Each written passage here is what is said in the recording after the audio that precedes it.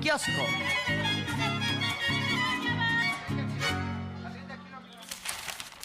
Bien, Arlene, hoy la Coordinadora Nacional de Protección Civil, Laura Velázquez Alzúa, da un reporte de lo que está haciendo la delegación mexicana que acudió a Estados Unidos para combatir los incendios forestales.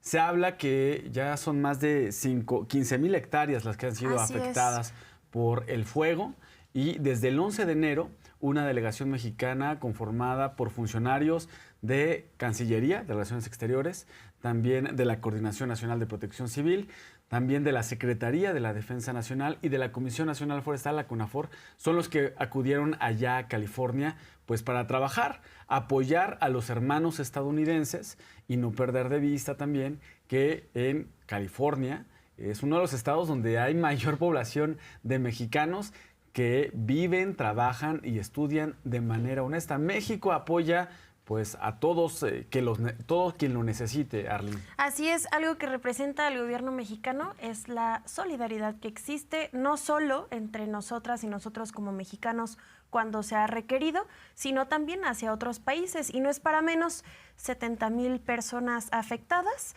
El día de hoy se hace un reporte que el gobierno mexicano ha mandado a 15,000 elementos, más de 1,400 camiones de bomberos y 80 aeronaves. Vamos a escucharlo. Primero, nuestro gobierno es humanista, ante todo, y corresponde al pueblo de México. El pueblo de México es generoso y fraterno, y hoy el gobierno tiene como sustento el humanismo mexicano. Y ahí donde podamos, siempre vamos a ayudar. Y particularmente la ciudad de Los Ángeles ha recibido a muchísimos mexicanos y mexicanas. Bueno, recuerden que eso era México. Entonces, pues es de alguna manera, de manera muy pequeña, porque son 72 combatientes forestales y miembros de la Sedena, de la Defensa, que son parte del plan de N3C y que son especialistas, pues están ayudando. Entonces siempre nuestra solidaridad y apoyo, y particularmente a esta ciudad que pues somos hermanos. Arlene, los funcionarios de la CONAFOR, los expertos en incendios forestales de la Comisión Nacional Forestal, ya están trabajando en tareas del manejo de fuego. Hacen un gran trabajo, de hecho, hay que mencionarlo, en Canal 14, nuestro compañero Miguel Hernández hizo un trabajo sobre incendios forestales muy buenos, donde se explica cómo cercan al fuego para que ya no pueda avanzar, incluso con la desventaja de los vientos fuertes que están ahorita ocurriendo en California, que es lo que ha propiciado que el fuego crezca y se expanda más, los vientos fuertes. La CONAFOR sabe muy bien cómo trabajar en esto, ya lo está haciendo allá, y los elementos de la Sedena, con el plan de N3, están realizando tareas de búsqueda y rescate en la zona que ya fue afectada. Por cierto, salieron el 11 de enero pasado llegaron ese mismo día en un viaje, en un vuelo directo que partió del AIFA hacia Los Ángeles, California, y lo recibió el gobernador, ¿verdad? El gobernador de California. Así es, y de hecho en sus declaraciones el gobernador Gavin Newsom hace agradecimiento hacia el gobierno de México, pero sobre todo hacia la presidenta Claudia Sheinbaum por el apoyo que existe. Y una vez más, México poniendo el ejemplo para el mundo entero. Vamos a escuchar al gobernador. It's a point of pride to have the president's support, the foreign minister's support. This new administration doesn't surprise me on the basis of a relationship that goes back so many years, particularly with your new president and her familiarity with the state of California. So real gratitude. I had the pleasure to be down there at her inaugural, and this is what friends do. This is what relationships are all about. Friends in need, being there for one another. We want to be there for the people of Mexico in times of need and disasters, and we're incredibly humbled and grateful that the president was willing to send the crew you see behind me. They'll be out on the lines within the next 24, 36 hours, and we're very, very grateful. Lo que está pasando en Los Ángeles, de acuerdo con reportes de medios estadounidenses, se habla de que hay 5 principales frentes de incendio, pero como se ha extendido tantos, incluso hablan de que hay 7 incendios activos forestales. Hoy se informó de que ya fueron más de 15,000 hectáreas afectadas. Así es. Reportes en daños de más de 3,000 infraestructuras, es decir, casas, habitación, edificios, y se han evacuado a más de 70,000 personas. Para dimensionar los daños, lo que está ocurriendo allá en California, hoy la Coordinadora Nacional de Protección Civil explicó qué equipo especializado mexicano está trabajando en este momento allá en los incendios forestales en California, Estados Unidos. Así lo explicó. Que el pasado 11 de enero, por instrucciones de la Presidenta de México, 2 aeronaves de la Fuerza Aérea Mexicana despegaron de la base aérea de Santa Lucía rumbo a Los Ángeles, California, con una delegación del Gobierno de México integrada por la Defensa, la CONAFOR, la Coordinación Nacional de Protección Civil y la Secretaría de Relaciones Exteriores, a fin de apoyar en las acciones de respuesta ante los incendios forestales a través de una fuerza de tarea de 72 elementos especializados. Somos la primera delegación internacional, Presidenta, en sumarse a las labores de respuesta para el combate de los incendios en California. CONAFOR evidentemente participa en las labores de respuesta en el combate de los incendios forestales, contribuyendo a la protección de las comunidades, del ecosistema y de los recursos naturales del estado de California.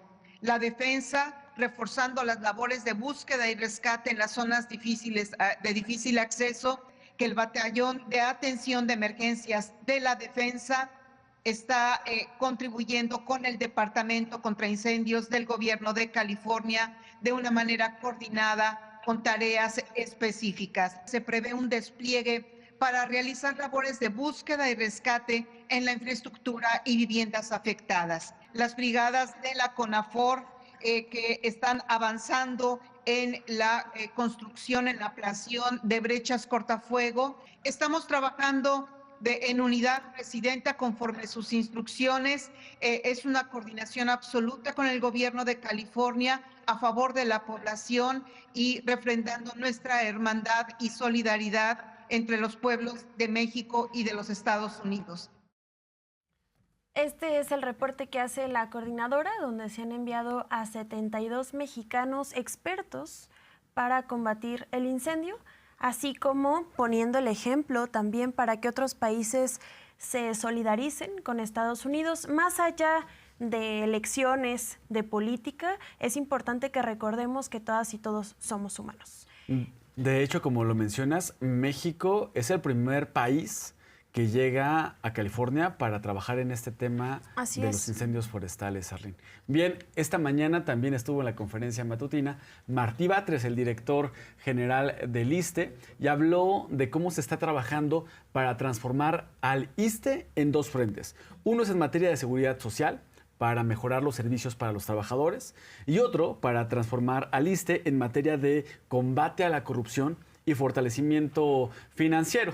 En este sentido, se busca congelar deudas que tienen algunos trabajadores con el FOBISSSTE y que paguen sus deudas, porque también algunos se encuentran en el limbo, ya dejaron de pagar, y también rehabilitar y construir viviendas de los trabajadores. Así lo explicó esta mañana Martí Batres. El objetivo es fortalecer los siguientes 4 ejes: salud, vivienda, seguridad social integral y combate a la corrupción y fortalecimiento financiero. Priorizar el acceso a la vivienda para los trabajadores de menores ingresos.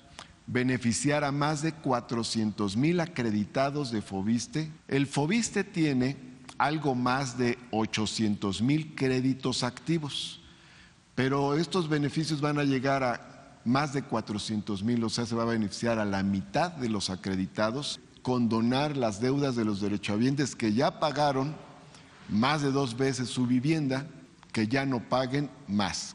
Facilitar la construcción de vivienda para las y los trabajadores que viven en suelo de propiedad social.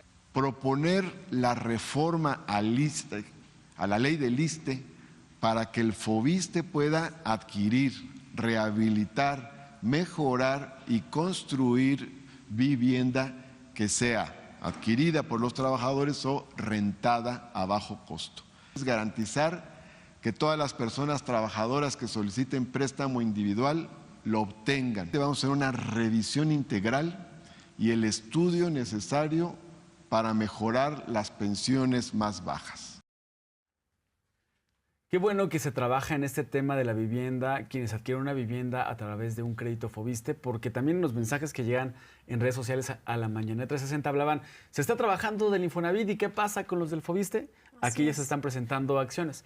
También se habló de que se está trabajando para acabar con la corrupción que permeó en el ISSSTE por muchos años, por décadas, durante gobiernos neoliberales. Funcionarios que se servían con la cuchara grande estando en el cargo. Y, por ejemplo, hoy se dio cuenta que se van a revisar las pensiones que hay, que no superen el límite establecido por la ley, como lo estaba explicando Aurora Castillejos hace un momento. Se dio cuenta que se han detectado 10 pensiones que superan esto, que van desde los 104,000 pesos hasta los 309,000 pesos. Una persona que recibe 309,000 pesos de pensión, digo, o sea, todos tienen derecho a una pensión digna, pero que no sea un abuso, que no sea de los funcionarios que buscaron cómo torcer la ley para poder recibir una pensión superior a los 300,000 pesos. Ya aparecen ministros de la Suprema Corte, ¿no?, con sus privilegios. Hay que ver esos casos de corrupción. Pues tanto parecen que, de hecho, los casos, la mayor parte de estos casos expuestos pertenecen a trabajadores del Poder Judicial. Importante resaltar este tema porque parte de los excesos es acabar de raíz de un lugar a otro hacia las cajas chicas que tenían en el modelo neoliberal. Vamos a escuchar cómo se menciona. En el combate a corrupción y fortalecimiento financiero tenemos la revisión de las pensiones que superan el límite máximo legal. Estas son las 10 pensiones más altas que hemos detectado. El límite máximo que marca la ley son 10 UMAS. Bueno, 10 UMAS, perdón. 10 UMAS son como 34,000 pesos. Pero si ustedes observan, hay una pensión de 309,000 pesos que el ISSSTE paga desde el año 2002. De estas 10, como 7 son superiores al ingreso de la Presidenta de México. Y en 6 casos fueron órganos del Poder Judicial. Bueno, acá está cuál era la plaza de adscripción correspondiente. Como verán, en algunos casos no tiene lógica ni siquiera el ingreso. Distrito, materia administrativa. Último puesto, maestra de jardín de niños. Maestra de jardín de niños, enseñanza de secundaria técnica. Pero acá hay otro caso. La ley del ISSSTE nos da facultades porque señala que en cualquier momento el ISSSTE puede revisar la legalidad de las pensiones y además ajustarlas o cancelarlas en su caso. Algo a destacar de lo que se anunció esta mañana es que también se va a impulsar una reforma a la ley del ISSSTE para mejorar al ISSSTE en diversos frentes. Hoy se dio cuenta que se va a buscar fortalecer los salarios porque muchos trabajadores del ISSSTE no tienen salarios homologados. Hay personas que tienen un puesto dentro del ISSSTE que no es igual al de sus compañeros y va desde el tema de equidad entre hombres y mujeres hasta el tema de nepotismo que existió en la institución. También se informó que se van a mejorar las instalaciones del ISSSTE que estuvieron en el olvido. ¿Qué pasaba en el ISSSTE, Arlene? Muchos edificios, inmuebles, áreas del ISSSTE fueron concedidos a fundaciones bajo el argumento de que la fundación iba a trabajar ocupando esta instalación en bien de la población, pero todo era una fachada, era el negocio de unos cuantos, también cercanos a altos funcionarios en el ISSSTE. También recordarán muchas personas que todavía en los 90s, en los 80s, estaban las tiendas Super ISSSTE, que era una opción para comprar la canasta básica para muchas familias. Pues las tiendas Super ISSSTE se fueron abandonando, se quedaron en el rezago, no tenían productos, fueron cerrando poco a poco. Incluso hoy se dio cuenta que se va a buscar recuperar las tiendas Super ISSSTE. Aquí en la Ciudad de México todavía sobreviven 1 o 2, si no me falla la memoria. Se va a buscar recuperar las instalaciones del ISSSTE en general, Arlene. Así es, y además se destacan 2 temas principales también que es que este año se inaugurarán 5 nuevos hospitales y por otro lado se fortalecerá la política pública de la Clínica Es Nuestra, donde busca incentivar la participación ciudadana para que puedan tener atención más cercana a su comunidad. Vamos a escuchar cómo se menciona. Homologar los salarios del personal médico y de enfermería del ISSSTE con los del IMSS de forma gradual. Aumentar la plantilla de personal médico, de enfermería y de especialistas. Implementar en el ISSSTE el programa La Clínica Es Nuestra. Llevar a cabo obras de mantenimiento mayor. Disminuir los tiempos de espera para consultas. Garantizar la distribución y el abasto de medicamentos. Concretar acuerdos con el IMSS Bienestar para que las personas puedan ser atendidas en la unidad médica más cercana, sobre todo en casos de urgencia. En este año se van a inaugurar y poner en operación 5 nuevos hospitales, el de Pachuca Hidalgo, Torreón Coahuila, el de Tlajomulco, Jalisco, el de Tampico, Tamaulipas y Acapulco Guerrero. El ISSSTE sí requiere una renovación en su infraestructura. Los médicos del ISSSTE tienen los ingresos más bajos del sector salud. Y en ese sentido, hablando de salud, el día de hoy el secretario de Salud, David Kershenovich, habla y señala los avances que han existido en la compra consolidada de medicamentos y señala 2 puntos importantes. La diferencia entre la compra complementaria, que se hace a final del año, y lo que busca es comprar aquellos medicamentos que hacen falta, y por otro lado la compra bianual, que es esta compra masiva de los medicamentos más utilizados y lo que buscan es el ahorro. Por otro lado, también resalta que el diálogo que ha existido con la industria farmacéutica ha sido benéfica para poder fomentar el ahorro en este sentido. Vamos a escuchar cómo lo menciona el secretario.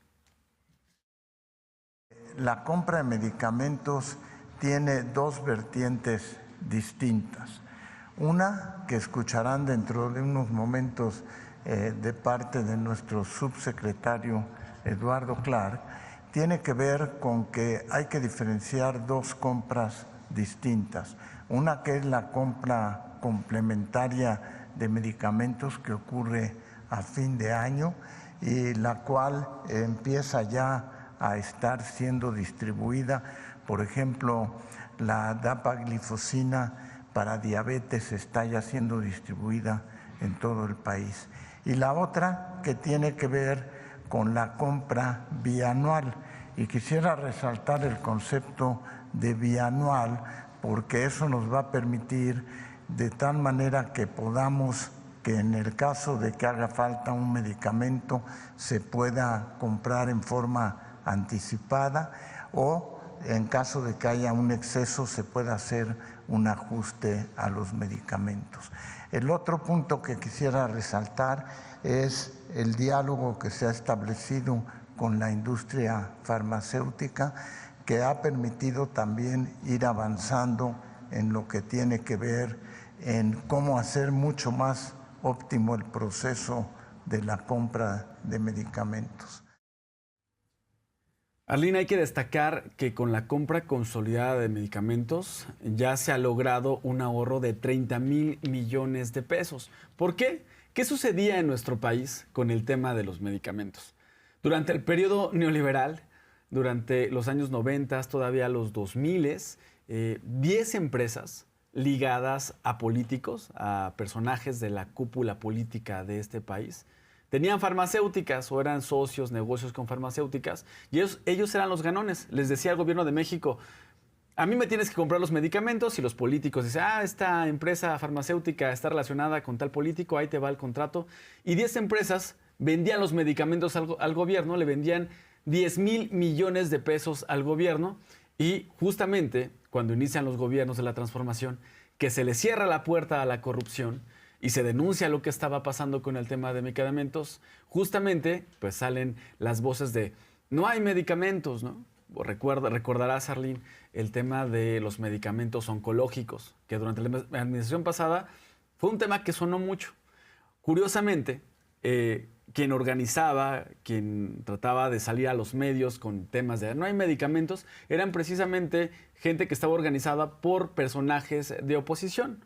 No hay que perder de vista que uno de estos personajes incluso quiso ser candidato a la presidencia en la pasada elección de manera independiente, ¿eh? Dijo, yo voy a ser candidato, y era una de las personas que estaba denunciando la falta de medicamentos. Bueno, no hay que olvidar que 10 empresas durante el periodo neoliberal vendían 10,000 millones de medicamentos y ahora son los que se quejan de que no hay medicamentos. Bueno, lo que se ve el día de hoy es que se han hecho ahorros importantes con la compra consolidada de medicamentos y se le cerró la puerta a la corrupción y también se ha explicado en diversas ocasiones el trabajo que se está haciendo para que haya abasto de medicamentos en las clínicas y en los hospitales. Incluso se explicó en diversas ocasiones que con el modelo IMSS Bienestar, el abasto, las recetas médicas eran surtidas arriba del 95%.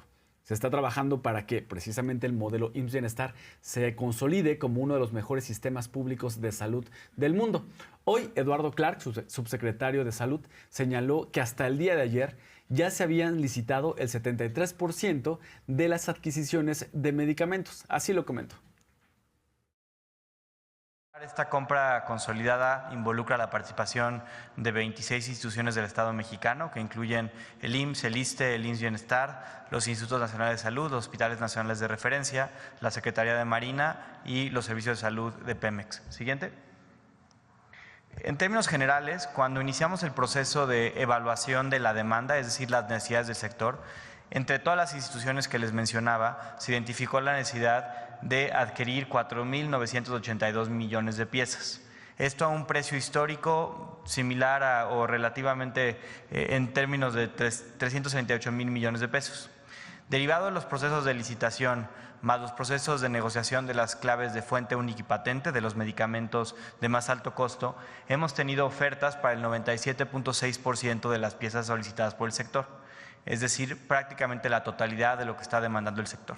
Ayer en la noche y hasta hoy en la madrugada se dio a cabo el fallo de la primera licitación pública para esta compra de medicamentos. Aunado a las claves y medicamentos que se adquirieron vía las mesas de fuente única patente, tenemos ya adjudicado 3.649,000 millones de piezas, que representan 73% de las piezas de medicamentos a adquirirse durante este periodo que requieren las instituciones.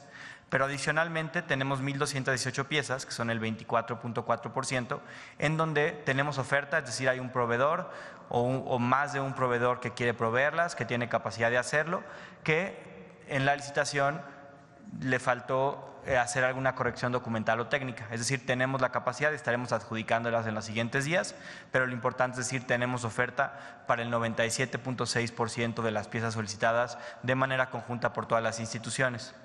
Es importante mencionar que esta compra incluye también la distribución directa a almacenes estatales y a hospitales directamente por parte de las empresas farmacéuticas. En términos globales, lo que ya está adjudicado representa hasta ahora una compra de 213,000 millones de pesos, que comparado a lo que hubiera costado a los mismos precios unitarios de años previos, es un ahorro de más de 30,000 millones de pesos que podemos utilizar para el mismo sector. Y es que molesta, Miguel, ya lo mencionabas, que regularmente la oposición es el discurso que dice. En este momento la oposición es lo que está comentando, que no hay medicamentos.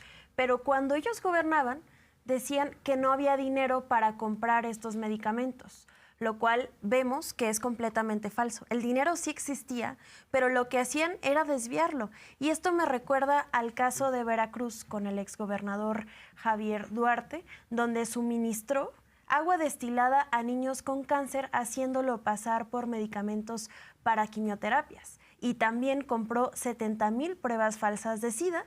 Y esto, sin duda alguna, afectó no solo la calidad de vida de las personas, sino incluso provocando muertes. La suministración de agua destilada provocó 32 fallecidos. Así nada más, pero en esos tiempos no decían absolutamente nada, estaban callados. Sería interesante que rindan cuentas de lo que hicieron cuando ellos gobernaban en vez de estar criticando esto. Pero además, algo importante, Veracruz ahora ya se suma a IMSS Bienestar y entonces pues la población verá los cambios recientemente. Es que en el periodo neoliberal los estados tenían sus propios sistemas estatales de salud. La federación le daba recursos a los gobiernos de los estados para que ellos pusieran en marcha, estuvieran funcionando los servicios estatales públicos de salud. Pero ¿qué pasaba con esos recursos? Pues se desviaban a campañas políticas o acababan en los bolsillos de los altos funcionarios. Ahí está el caso que acabas de recordar de Javier Duarte de Ochoa, gobernador priista en Veracruz, que salió a la luz. Pero ¿cuántos otros casos más similares de desvío de recursos que iban para el tema de salud en los estados, pues acabaron en manos de los bolsillos de los funcionarios, que no se supieron? ¿Cuántos casos más pudieron haber ocurrido como lo que ocurrió en el gobierno priista de Javier Duarte en Veracruz? Hoy, bueno, existe en Veracruz ya el modelo IMSS Bienestar. Recordar que el modelo IMSS Bienestar fue voluntario en los estados. Ya 23 estados están adheridos al modelo IMSS Bienestar, es decir, federalizaron sus servicios estatales de salud. Los servicios públicos ya son modelo IMSS Bienestar, que busca ser el mejor sistema público de salud del mundo. Y ayer le preguntaban a la presidenta Claudia Sheinbaum, ¿qué va a pasar con los estados de oposición que no quieren adherirse al modelo IMSS Bienestar? Sería interesante que en aquellos estados pues le preguntaran a su población, ¿quieren modelo IMSS Bienestar en nuestro estado o nosotros les gusta seguimos como estamos? Claro. Porque los estados de oposición como Nuevo León, Guanajuato, en Durango, en Coahuila, ellos siguen teniendo sus servicios estatales públicos de salud. Ellos no se han adherido al modelo IMSS Bienestar. Bueno, hoy la presidenta Claudia Sheinbaum señaló que se está trabajando para que haya abasto de medicamentos en todo el sistema público de salud. Casi todos los medicamentos que se están adquiriendo son directamente con los laboratorios fabricantes de medicamentos. Todos. Recuerden que en el pasado, antes de que llegara el presidente López Obrador, la mayoría de las compras eran a intermediarios que se encargaban de proveer los medicamentos y distribuirlos. Eso se rompió en el sexenio pasado y ahora esta compra complementaria y bianual, es decir, que garantiza los medicamentos hasta el 2026, se hace directamente a los laboratorios y la distribución se hace ya sea con la contratación directa de la distribución o a través de los estados que nos están ayudando para la distribución de la última milla, que se llama, del almacén estatal directamente al centro de salud o el hospital. Estamos trabajando para que en el muy corto plazo pueda haber abasto de medicamentos en todos los centros de salud y en todos los hospitales y también pues todo el material de curación que se requiere. También esta mañana el secretario de Salud, David Kerchenovich, dijo que no hay necesidad de emitir una alerta contra el virus HMVP, un tema que estaba desde hace varios días en la agenda de los reporteros. Hoy se habló del tema y se explicó de esta forma. No hay motivo para emitir una alerta. Yo mencioné en una mañanera, que es un virus habitual en este periodo de gripe. No hay un tratamiento específico y tampoco hay una vacuna para el mismo. Yo más bien el caso mencionar dos cosas. Una, que el sistema de vigilancia está activo, de tal manera que podemos detectar aquellos casos que ocurren. Segundo, el hecho de que no existe, más allá de los cuidados generales para cuidar a las personas, es decir, la buena alimentación, el separarse si uno tiene un cuadro gripal. En este enfermo en particular de Puebla, se sospecha que puede haber tenido el virus y la Dirección General de Epidemiología de cualquier manera lo va a ratificar. Pero aunque lo ratifique, no tiene motivo de alerta.